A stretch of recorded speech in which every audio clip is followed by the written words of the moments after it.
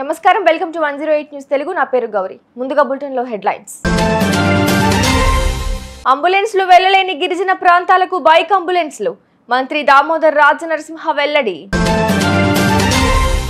ముస్లింలను చూసి నేర్చుకోండి తిరుపతి వారాహి సభలో పవన్ కళ్యాణ్ సంచలన వ్యాఖ్యలు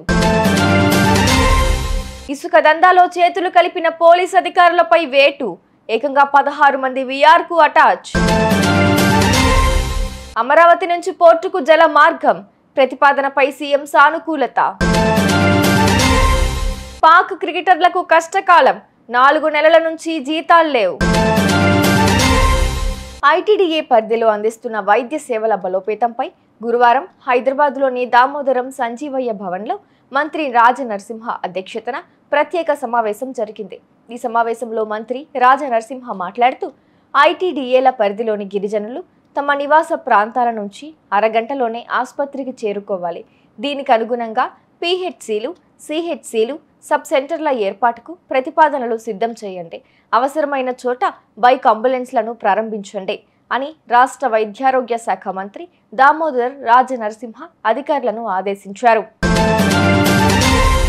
తిరుపతిలో వారాహి సభలో ప్రసంగించిన పవన్ కళ్యాణ్ తీవ్ర ఆగ్రహంతో ఊగిపోయారు.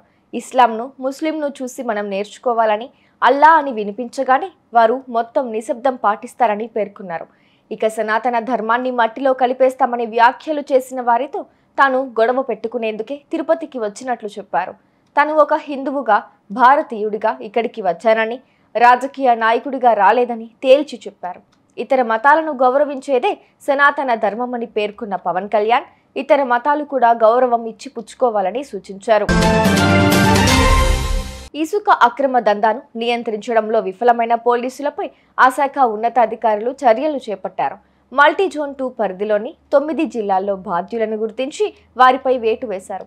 ఏకంగా 3 సీఐలు, 13 మంది ఎస్ఐలను వేకెన్సీ రిజర్వ్కు పంపించారు. ఈ మేరకు జోన్ ఐజీపీ వి సత్యనారాయణ ఉత్తర్వులు జారీ చేశారు.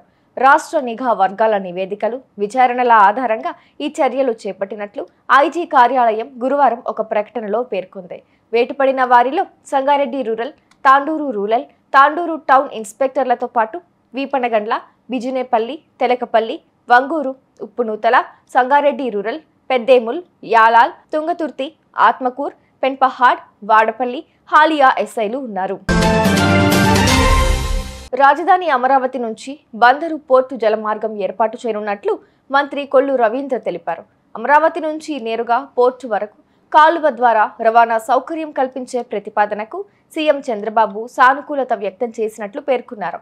ప్రస్తుతం ఉన్న బందరు కాలువను అవసరం మేరకు అభివృద్ధి చేసి బందరు వద్ద అనుసంధాన కాలువను నిర్మిస్తే జలమార్గం సిద్ధమవుతుందన్నారు.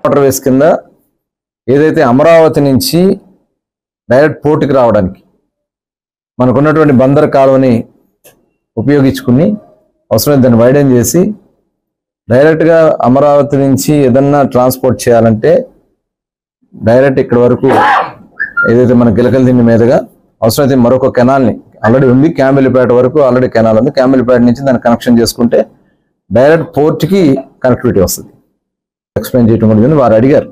వారే స్వయంగా కృష్ణా నది ఎటు నుంచి వస్తే ఎట్లా వెళ్ళాలంటే వారికి ఇలా చెప్పిన వెంటనే ఇమీడియట్గా దాన్ని కూడా టేకప్ చేద్దాం అని చెప్పి వారు చెప్పడం కూడా జరిగింది. అసలే కష్టాల్లో ఉన్న పాకిస్తాన్ క్రికెట్ గురించి మరో కీలక విషయం బయటపడింది. గత 4 నెలలుగా క్రికెటర్లకు జీతాలే ఇవ్వలేని పరిస్థితుల్లో బోర్డు ఉన్నట్లు వార్తలు వస్తున్నాయి. స్టార్ ఆటగాళ్లు బాబర్ అజామ్, రిజ్వాన్, షహీన్ షా అఫ్రిది తదితరులు ఈ జాబితాలో ఉన్నట్లు తెలుస్తోంది. పురుష జట్టుకే కాకుండా మహిళా క్రికెటర్లకు వేతనాలు అందలేదని తెలుస్తోంది. చూసారుగా, ఇవి ఇవాల్టి బులెటిన్ అప్డేట్స్. మరో బులెటిన్ తో మళ్ళీ మీ ముందుకు వస్తాను. అంతవరకు keep watching 108 news Telugu. Please subscribe to 108 TV. Subscribe to 108 TV. Please subscribe to 108 TV channel. Please subscribe to 108 channel. Please subscribe to 108 channel. 108 TV ki